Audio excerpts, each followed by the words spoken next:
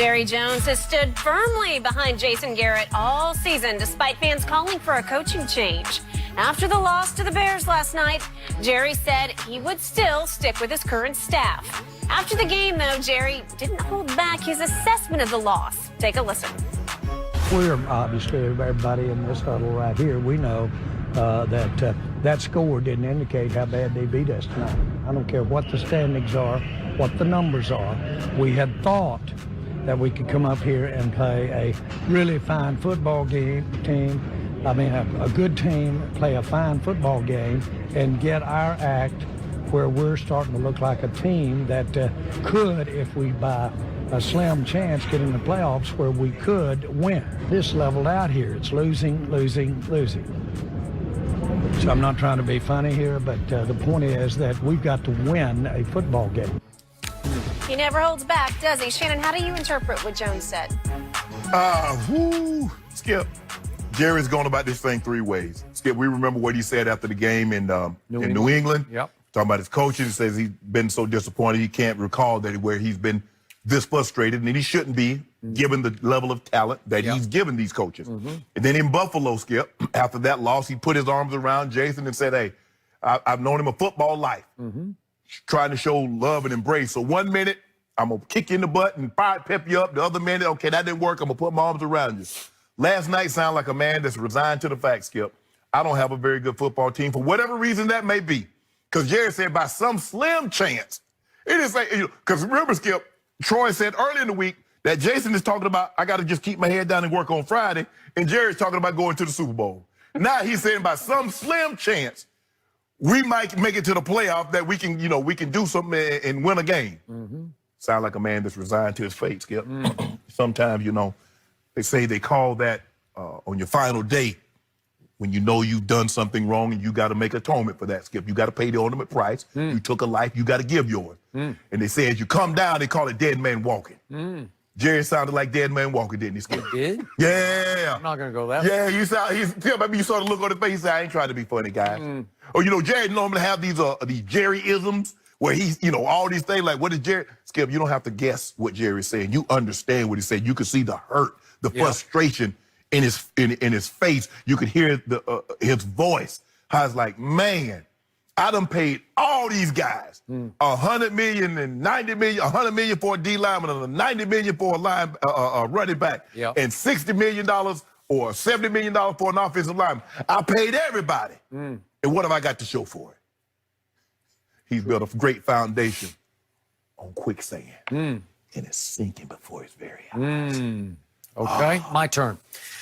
So I do know Jerry fairly well because I sat with him 3 books that I wrote for hundreds of hours. So I'm pretty good at interpreting Jerry-isms, and I'm with you.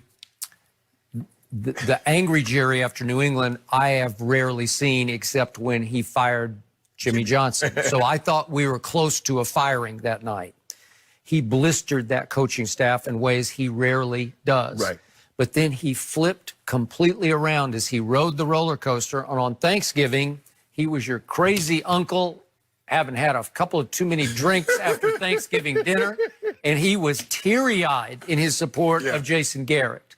We have lived a football life, and it was death till we part. And last night was different, Jerry.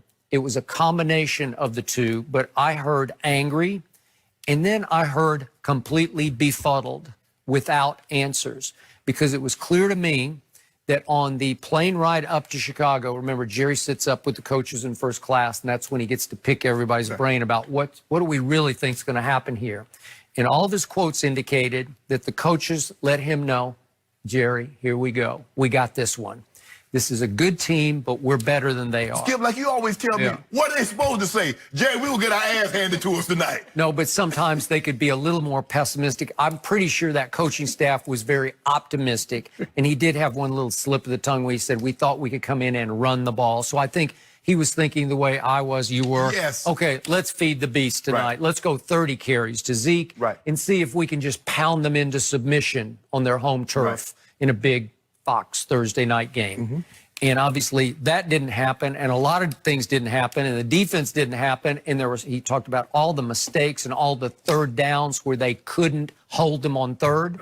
And the one I talked about earlier in the show, that crusher at the end with 4 minutes left, where you let Trubisky escape, and then he throws it to some undrafted free agent rookie from Princeton for the first down. It's like the ultimate disgrace. It's the ultimate disrespect. Well, Skip, you didn't have no choice, because if you notice what he did, Skip, he helped with the block. Yeah. And then he leaked out. He fake blocking, or he did a little bit of blocking. No, I know. There was no count. You're like, okay, well, he's staying in the block. So everybody dropped to depth to try to take away the throws. Okay. And little did they know, there he goes. Okay. And I did appreciate the fact that Jerry went all cold realist here, because he said, I don't even care about the standings. I don't care about the numbers. So to your point, they are still in first place. They are still the league-leading offense in yards gained, but not in points scored. So he's saying, I don't care about the yards. Right now, I don't even care about leading the division, because I care about, we just keep losing football games, and we got to figure out how just to go win a football game. And he was talking, this wasn't convoluted, Jerry. This was real, this is insightful, Jerry, where he said, we're not collectively getting together as a team and doing the things it takes to win a ball game. That's true. And I know it's like a nebulous, how do you put your finger on what's missing? Because something's missing, but all the pieces are there. You see this piece and that piece, and you'll see little glimpses here and there, but it never does that, right? But it actually does. Doesn't it go to his jello point? If it's not one thing, it's another. One week is the offense, the next week is the defense, then the special teams can't make a field goal, kick the ball out of bounds. At what point do we put this together and get this?